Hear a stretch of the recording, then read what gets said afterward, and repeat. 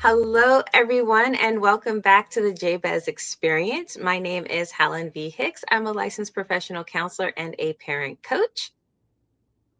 My name is Curtis Brooks. I am a men's life coach. I specialize in transformational leadership for men. Awesome. So, today's episode title is Parenting with Purpose.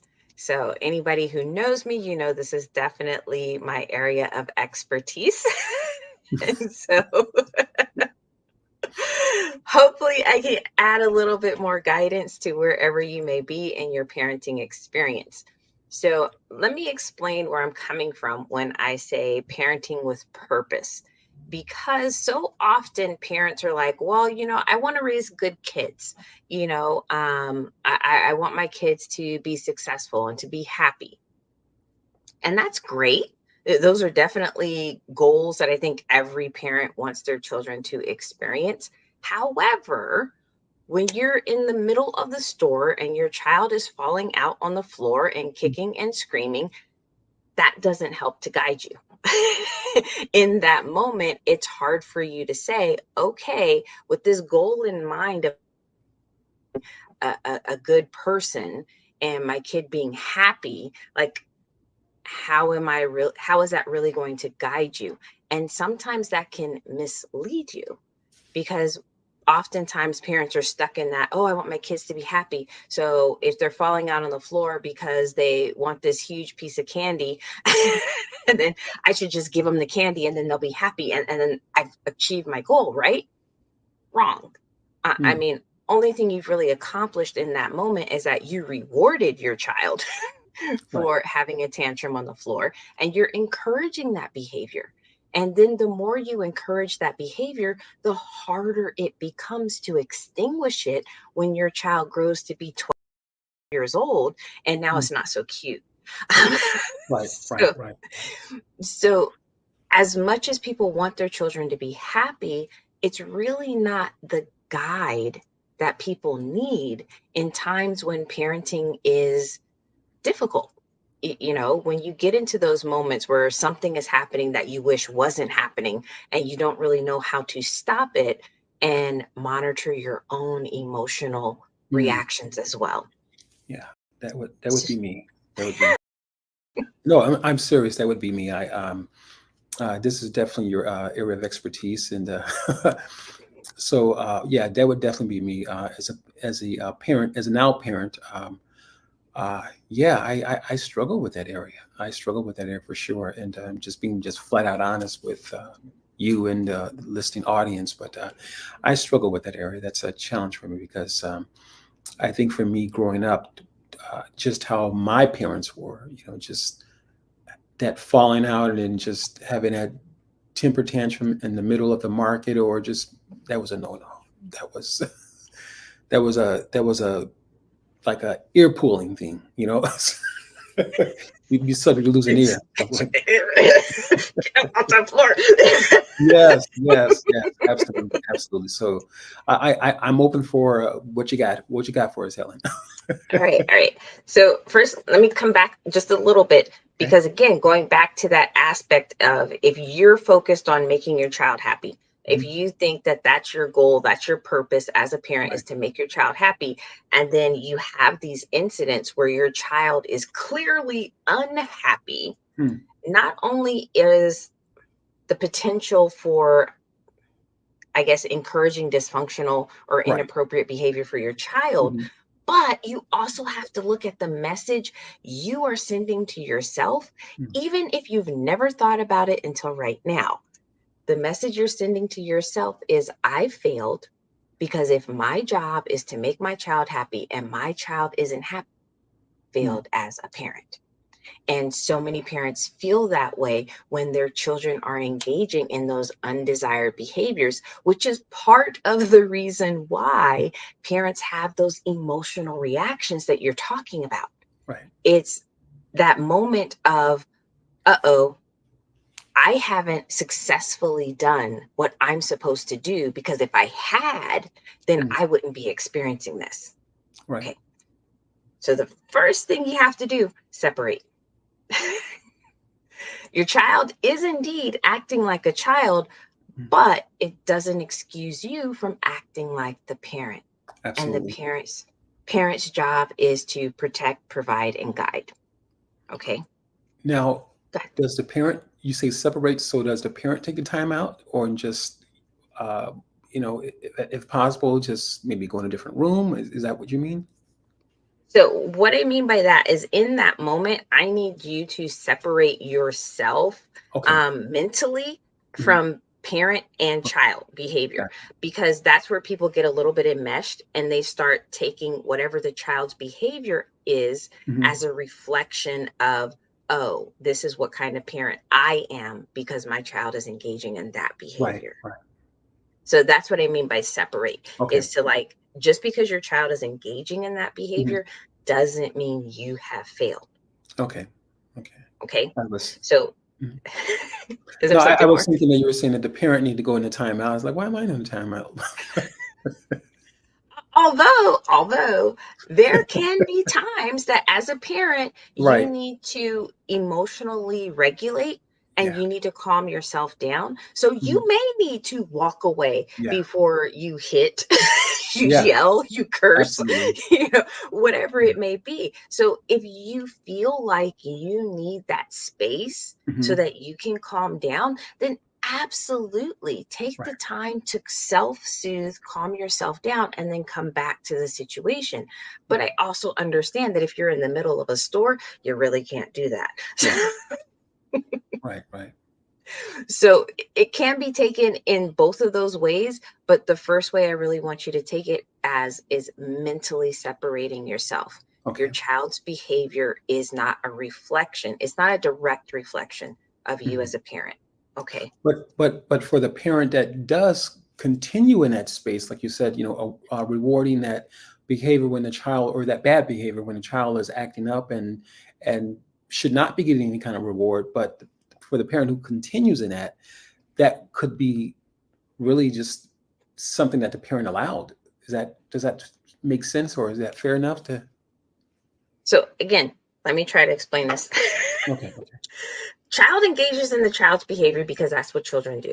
Yeah. Like children are hardwired for survival, Hmm. and their interpretation of survival is getting what they want. Right.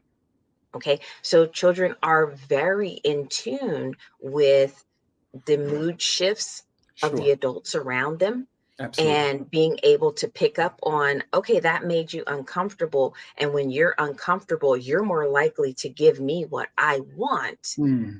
Okay. So I'm going to keep doing the thing that makes you uncomfortable because it gets me closer to what I want. Right. Right. Right. So it's understanding part of this is what children do. Right. And the fact that your child started to engage in this behavior is not a direct reflection of you. Every child at some point in time is going to test, what Hmm. can I get away with? How far can I go? But What what is if going to give me? Mhm. But what if the parent continues, and a parent, who continues in and responding to the child, and now the child is at a certain age where they're just, going through, but then the parent's going through because he or she has allowed it. So at some point, does the parent have to bear the responsibility? Yes. So, what you're going to bear the responsibility of is the fact that you reinforced it. The fact that Okay. the child did it, that is just a child being a child. Sure. The fact that they Absolutely. did it.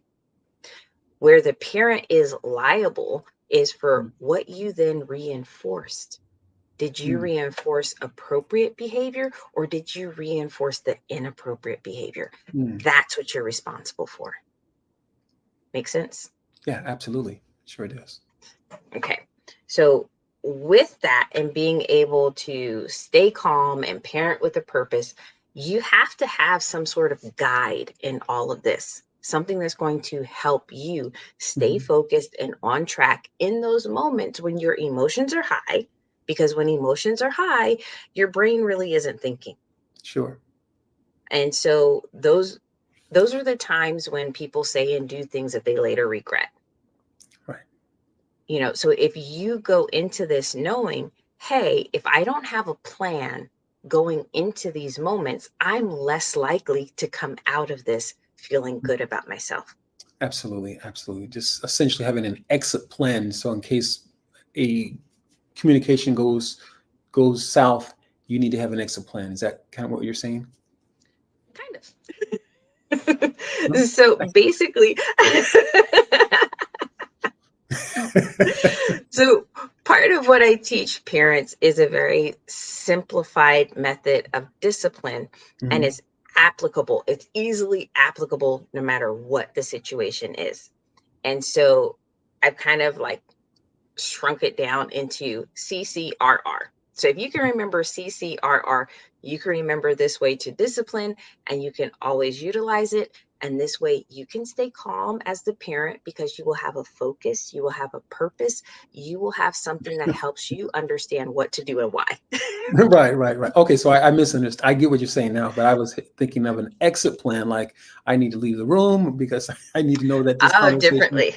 Yeah, yeah, I know this conversation is going south. I need to, woosah and leave. So that's yeah,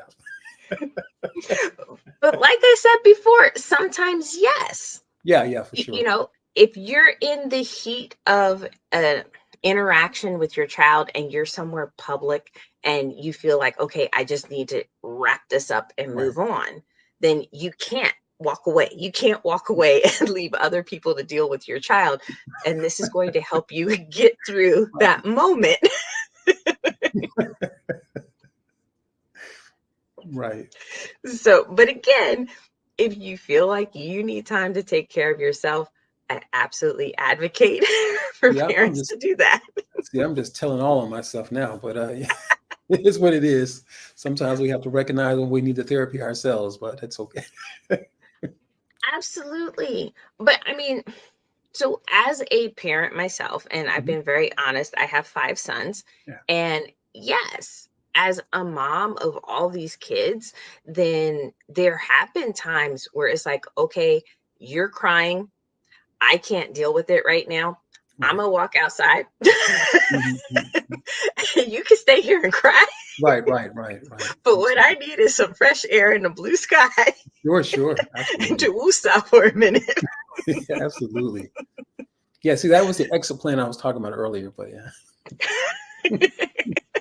So yes, there, like I said, there are definitely times when that is Yeah. appropriate. You absolutely can do that, but then there are times when you have to stay in it and you Mhm, have to mhm. get to the other side of this moment. Right, right, right, Okay. right. So, Now, I have a question for you now. So mhm, my mom would say growing up for me, and she did her best, as a parent. I believe she did her best with what she knew and understood. So, and I definitely don't charge my mom for that. But she would say to me, this would be later on in life, but she would say to me, Curtis, sometimes you have to wait for the teachable moment. And that really resonated with me as I got older, especially when I came to a place where I had a son, because I found myself in a lot of ways responding how she would respond with me. For me, it was as a kid, it was that information over and over and over, the same information over and over. And whereas that as an adult now, she would say to me, well, Curtis, sometimes you have to wait for the teachable moment. And so I found myself having to, matter of fact, many years ago, my son, he's 22 or 23 now. And we're driving somewhere. He's sitting in the front passenger seat. And he says, and I was saying something to him, and I didn't realize I had been repeating something to him or had said it maybe 10 different ways before. And then he says to me, he, says, he says, Dad, you already said that. And I just wanted to, I wanted to, well, I'm saying it again. But I had to turn my head and just laugh because I was wanting to get upset with them. But it was the same thing I had told my mother. And then I realized that, well, mom said you had to wait for that teachable moment. And so that was a time where I did not wait for that teachable moment. But as I grew up and matured as an adult, as a parent, it made all the sense in the world. right. So a couple of things were in that. So a teach a teachable moment, I see that as not everybody is ready to communicate when Mhm. you are ready to communicate. Right. Mhm. And so no matter what the pressing issue may be for you, Right. it may not be pressing for anyone else. And Right. trying to force it onto other people doesn't mean that they're automatically just going to listen to you. Hmm. A lot of times, what happens when people are pushing to have this moment of communication when no one else is ready for it is people get caught up in their own internal dialogue. And Absolutely. you're going and going and going, and you think that you're saying the most wonderful things ever, and they are so insightful and wise, and this, that, and the other. And the other person is sitting there, I can't believe they're sitting here still talking to me. I Yes. didn't want to Yes. hear all this. You know what I Right. wanted Right. to Right. do? I just wanted to roll over in my bed and put the covers over my head. Yes. Yes. Yes. Yes. So that's what's happening when you're trying Mhm. to force communication. Like people Right. check out, their bodies may be present, but mentally they're not listening. And Hmm. oftentimes that's what leads to Right. repeating yourself over and over and Yeah. over Yeah. again. Well said. Well said. Yeah. Well said. Absolutely. Right. And so another thing that I add on to the repetition of conversations, because I think so many people who have relationships, whether it's parent child, Mhm. it's, partners, Right. it's even sometimes coworkers, you find yourself having the same conversation over and over and over again Hmm. because the desired result hasn't been achieved. Hmm. Interesting. Okay.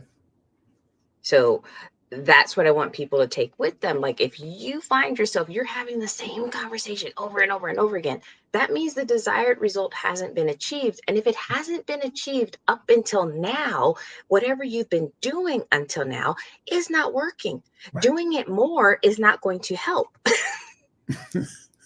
Yeah. It's amazing how when we're in it, and that's these conversations or these spiraling conversations, if you will, you don't think like that. But when you said that, it's just like it made me laugh because that's my thinking. Well, if I say it more, they're gonna get it. But like you said, it's just they're just like they're out to lunch. So Yep, internal dialogue, that's where they're yeah, at. absolutely, absolutely. Yeah. So, all right, coming back a little bit. So, I mentioned to you CCRR. Mhm. And then those of you who aren't familiar with me or who are like, what in the world is CCRR? What is she talking about? So, that stands for choice, consequence, reward, reinforce. All right. Okay. So, whenever undesired behavior is happening with your child, the first thing you're going to do is you're going to set the limit, which is no, stop, don't do that. However, you let your child know it's not okay. Hmm. All right. As soon as you introduce what, nope, stop, you're going to give your child a choice. They can either continue with the undesired behavior, which is Mhm. going to lead to a consequence, or they can engage in the desired behavior. And you must tell your child what the desired behavior is. Do Okay. not assume your child knows Right. and is just simply not doing it because they want to irritate you or whatever else. Some kids may be doing it intentionally, but don't assume. Tell your child specifically, like you can keep doing what you're doing, but then this is going to happen, Right. or you can do this, and tell them what that is. And then we can talk about a reward. Right. So you have to let your child choose. And I know for so many parents, this is like the scariest part ever because you're like, of course they're going to choose to continue having the fit on the floor. Why would they want to get up? Right. Absolutely. Absolutely.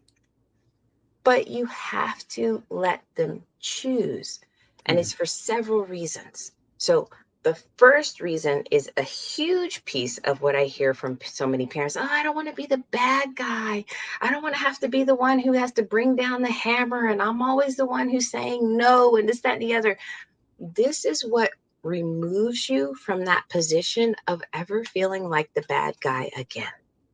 Okay. If you gave your child a choice, you can go with path A or you can go with path B, and they chose B, and you know exactly what's down path B, and they chose it anyway.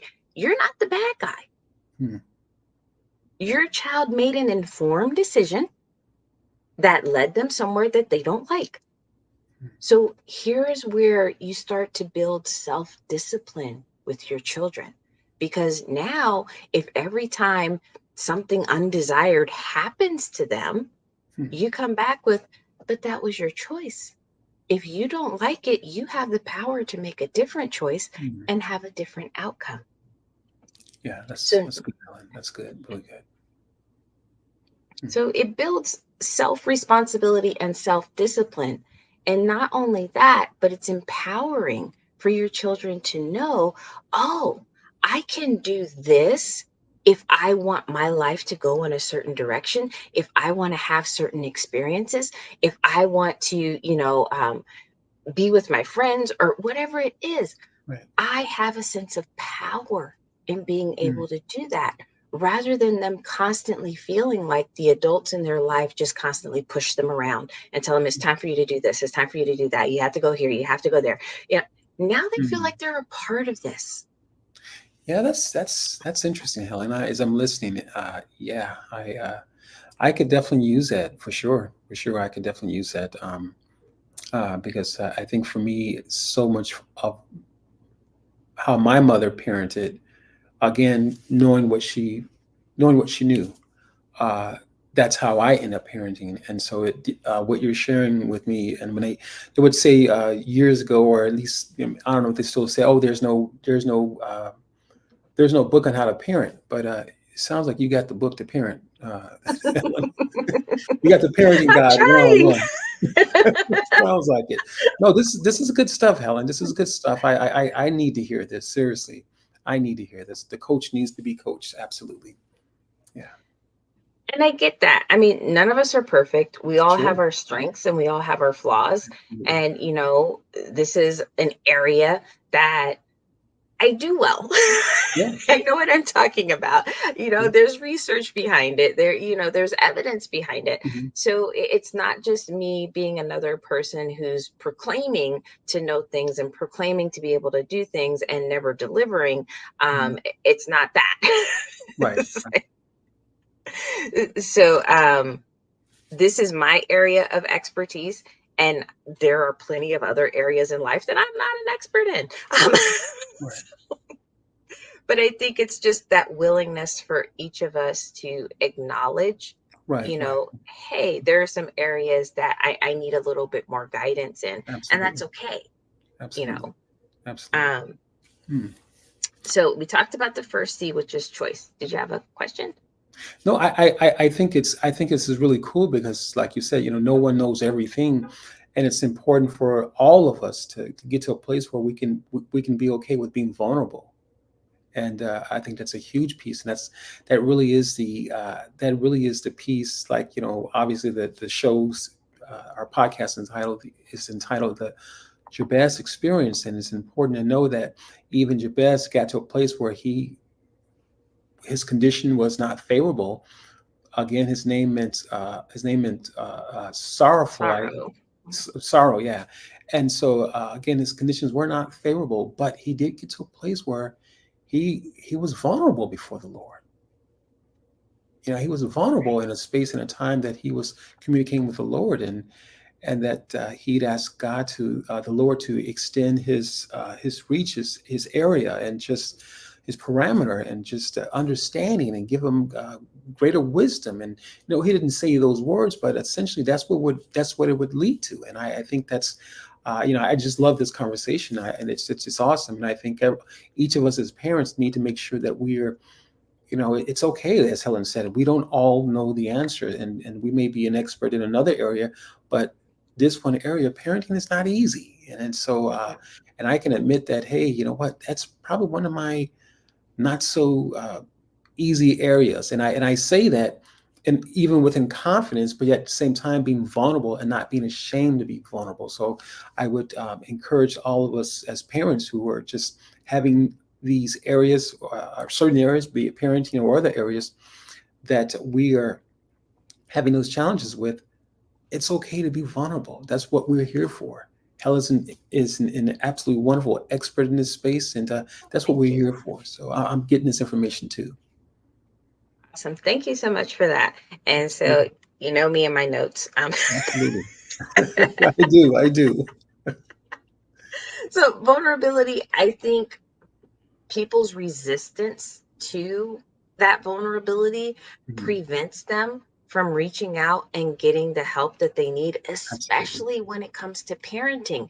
because people always regard parents like they're supposed to be able to control their kids. They're Mm. supposed to know this and they're supposed to do that. And like parents are constantly being bombarded with the long, never ending list of supposed tos. Right. So to be in a place of "Ugh, crap, there's something else I didn't do. I don't know. Mm. Right. I think a lot of parents just feel beat down by Yeah. that sense of, okay, you're everybody's constantly telling Right. you what you're not doing right. And it Absolutely. gets hard to stay in that place of vulnerability of, oh, Mm. okay, somebody else judging me, somebody else, criticizing me. Like it gets hard and people feel beat down. And that Yeah. is not what I'm trying to do at Right. all. Right. Right. I don't want to beat anybody up. I want to be extremely honest and I want to validate the fact that so many people have misconstrued aspects of parenting. Mm. And not to say that they did anything with intention, but they have misled people. Absolutely. Mm. And certain things that promise this and promise that, and then they engaged in this and they gave their money and they did whatever it was that they did, and they still didn't get the outcome Mm. that somebody else promised them, and now it's just adding insult to injury. y- Right. you Right. know so I'm not trying to do that. I'm not trying to beat people up. I'm Mm. not trying to take away your sense of independence and how you want to parent. Only thing I want to do is to give you a more solid foundation to where you Mm. can build your ideal relationship with your children. And for the people who are struggling, I am absolutely positive the areas in which you're struggling in are rooted in the foundations that I teach. Mm. And if you can get the foundations down, and I promise you they really aren't hard. Right. They really aren't hard. But if you get down the foundations, you will start to see that trickle effect of this changes and that changes and that changes and that changes. And it doesn't have to be months and years before you get to a place that you're enjoying your parenting experience again. Mm. And that's all I want. Like, seriously, that's all I want. No, Helen, you can absolutely hear that. And I think if anyone listening to this podcast at some point, a replay on this podcast, if they were to get anything outside of that, I think, and I don't mean to be mean, but I, I hear it in your voice. I hear the compassion. I hear the love, the concern that you are absolutely looking for the best results for the parents who are having challenges in these areas as parenting. Because as you stated, it's not easy, but it's not easy because we've been misinformed. I've been misinformed, and so uh, I'm listening as well. And so I think that if anyone comes on to listen to this and hear something different, you might need to check your heart, because I've known Helen for quite a bit of time now, and mostly I've met Helen through the videos that I've seen her on parenting. So and if she can remember, I was always engaged with and leaving a comment. This is good. This is good.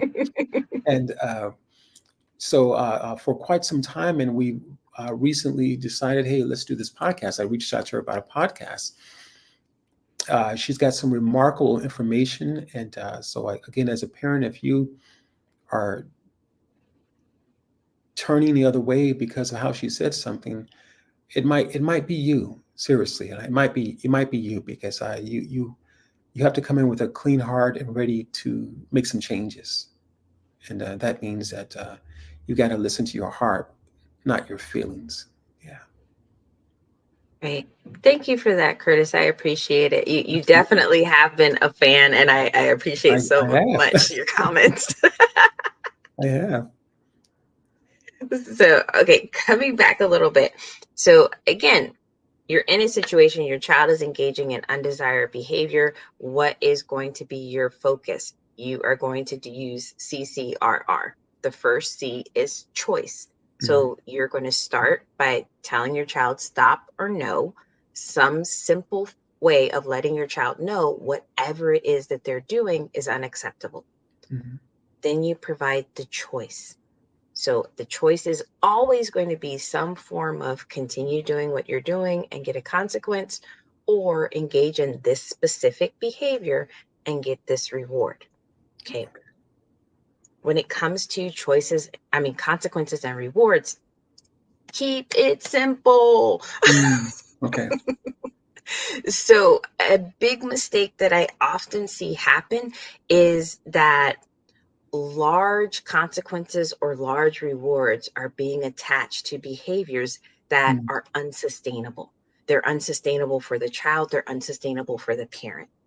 Okay. So, okay, Mhm. question now, Helen. So, do you hear often that the parents possibly, and or in some situations, are almost manipulating the consequences that potentially could happen, and because they want to persuade their child or to pick this item over here or pick this over here, because with that persuasion, they're trying to again make build a story on something that can be certainly simplified. So, what I'm hearing, and you have to correct me if I'm getting this wrong, is kind of like parents who are in that position of they want their child to pick their choice of behavior so much that they kind of construe this massive consequence that makes the Absolutely. child Yes. feel That's what like, I'm oh my saying. gosh, well, there Mhm. is no choice. Mhm. Okay, so don't do that. Well, yeah, I need to hear that. How do you handle that, or do you get that often from your clients, perhaps? So, mo- all I can say is this. What Mhm. people tell me, if it's their truth or not, I do not know Gotcha. 100%. But what people tell me is Mhm. when they have given those types of consequences, it is often because they are so emotional in that moment Okay. that they throw out some extravagant consequence Gotcha. because they're hurt, they're Gotcha. angry, they're disappointed, Mhm. and they didn't really think about, well, what is this situation really about? And what Mhm. is it I'm really trying to teach my child? They're Mhm. just in the moment of, well, fine then, go to your room for a whole month.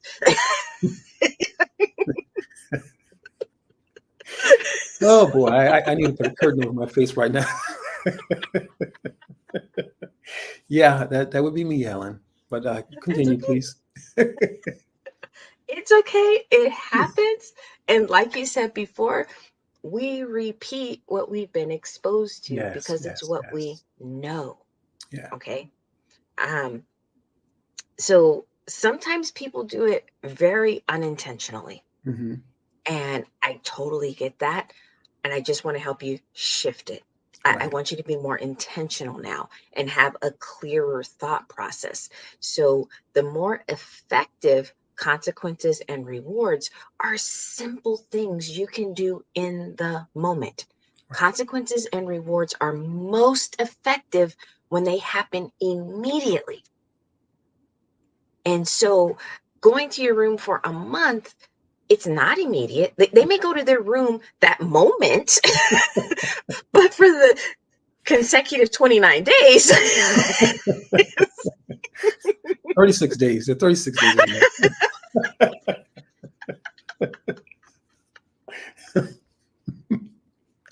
reconstructed the whole calendar. And instead of going there, think in terms of what you can do in the moment. So Right. coming back to my example, you're in a store. Your child is throwing a tantrum on the floor in a store.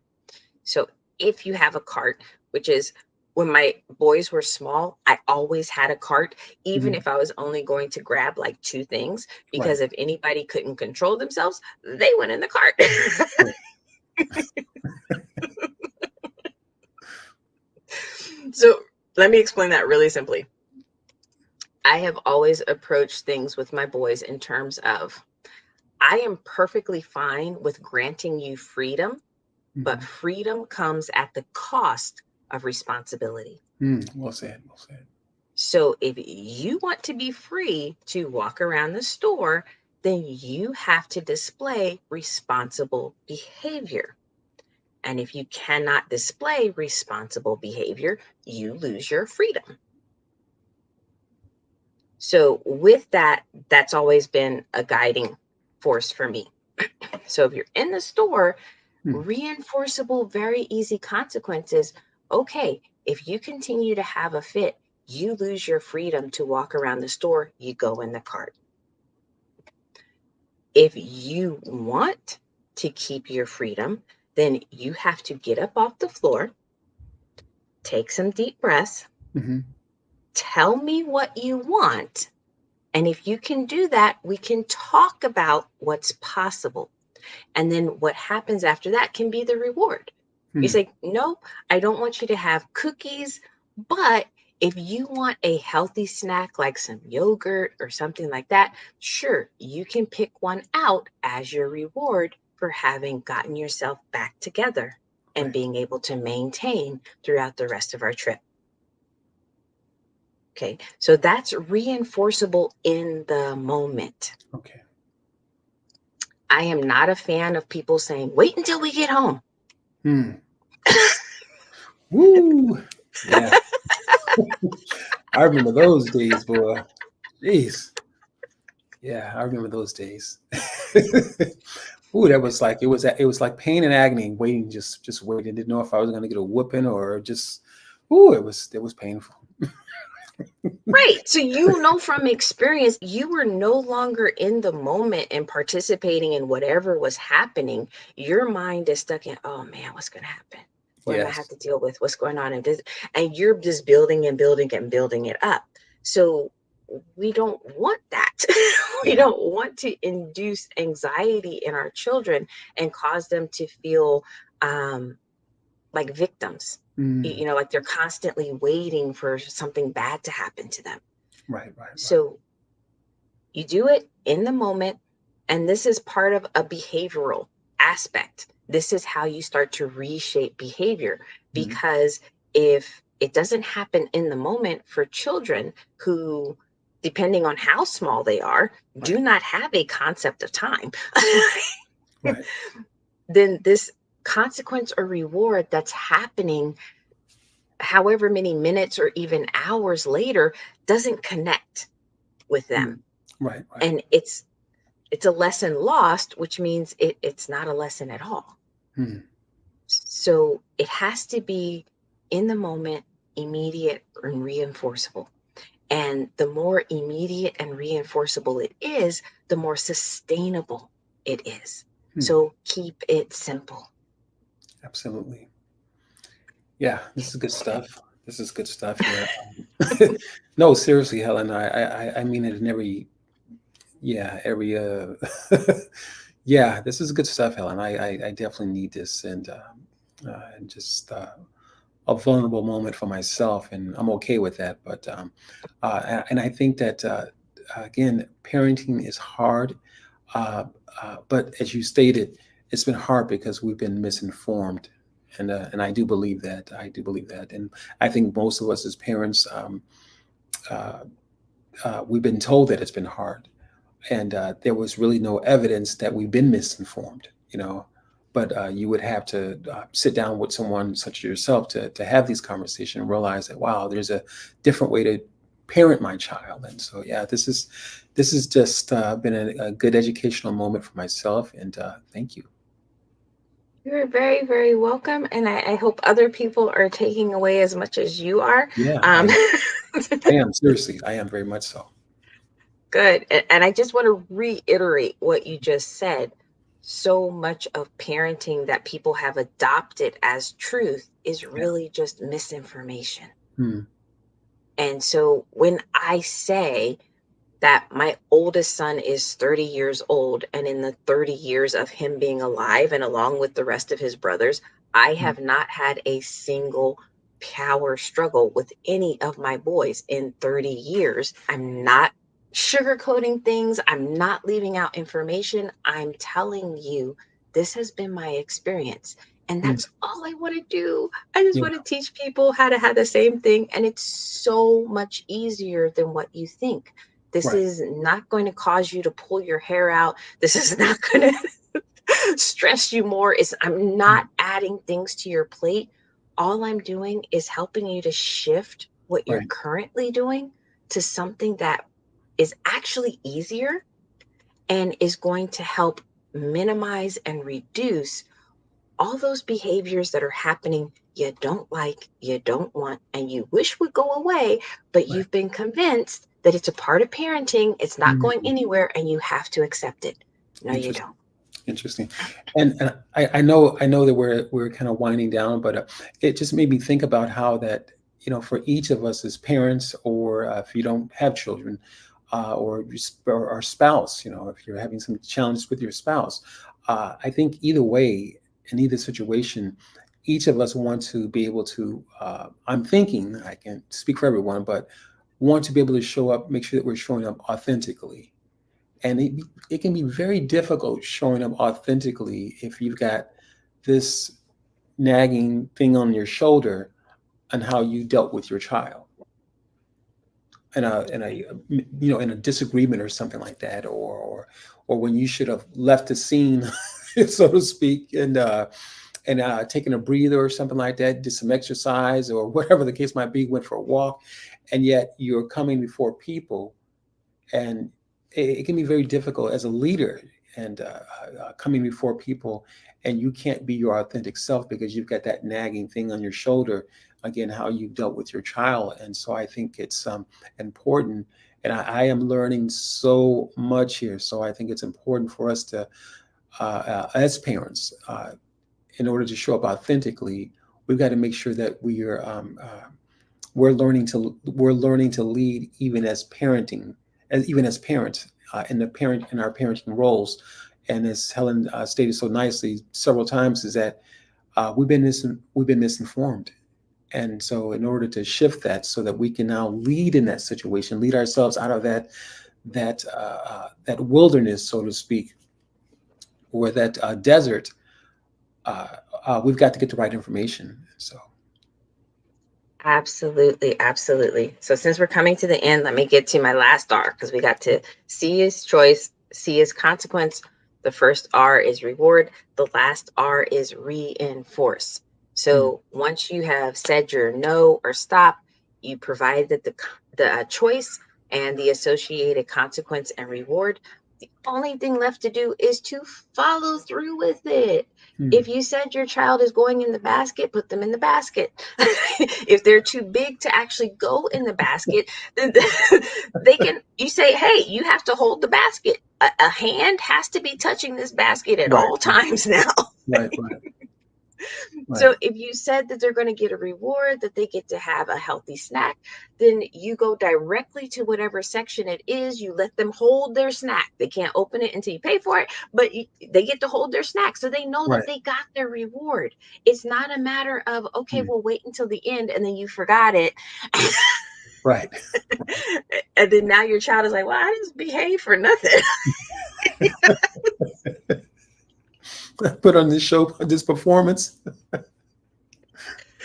Right. So not following through is another place that I see a lot of people Mm, fall off, and they'll say things like, oh, I got busy, I forgot, we had so much going on, which is why I come back to keep it simple. It's right. something you can do immediately. And then there's no way for you to forget. There's no way for you to get caught up in all the other minutiae of the day to where you don't reinforce, because reinforcement is everything. That is Yeah. your word. This is how you build trust Mm, between you and your child. Because if sometimes you reinforce, but sometimes you don't, mm, there will come a time when your child is willing to take that risk that you're going to forget. yeah, absolutely. Mm, So you have to show up as reliable. mm, So that means reinforce, follow through. The last thing I want to mention about reinforcing, this does not mean lecture. mm. This is not the time to sit down and to go on and on and on I'm You are sorry. in my mail, Helen. You were in my mail, girl. Jeez, you are in my stuff, girl. Ugh. if if you feel like a conversation should be had, then it should come after the reward has been fulfilled. So if you're in the store, you set your limit, you provide a choice, you have a consequence or a reward that takes place. You guys get in the car, however long later. And if you feel like, hey, I think I really need to explain to you why that was inappropriate, like, okay, then have that conversation later after the fact when you're calm, when your child is calm, and there's more likely to be a teachable moment Right. because you're both ready to listen and to have that interaction. So I think I've come full circle, right? Yeah, this has been good, Helen. This has been awesome. Absolutely. Absolutely. So that is a part of parenting with purpose, but especially when it comes to when parenting is difficult or Hmm. when it's hard for you to stay focused and, like you started off, stay calm. Like, this becomes your guiding light of how you're going to stay calm. Here's your plan. Here's Right. how you're going to get from A to Z in this moment. And if you have this as your focus, then you stay calm. Your child is going to start feeding back off of you, and your child is going to be calmer. And then you're just going to keep building on this, and things are going to get easier and easier and easier. Wow. Good stuff. Yeah, good Okay. stuff. Yeah, I don't even have anything to say, Helen. That's a wrap for me. I'm done. All righty then. Well, thank you, everyone. I appreciate you tuning in and listening. I appreciate your feedback, Curtis. I appreciate your honesty and your vulnerability. I Absolutely. know a lot of parents are connecting with you in regards to that. So I Absolutely. appreciate it. Absolutely. All right. Ciao, everybody. We'll see you later. Bye bye. Till next time.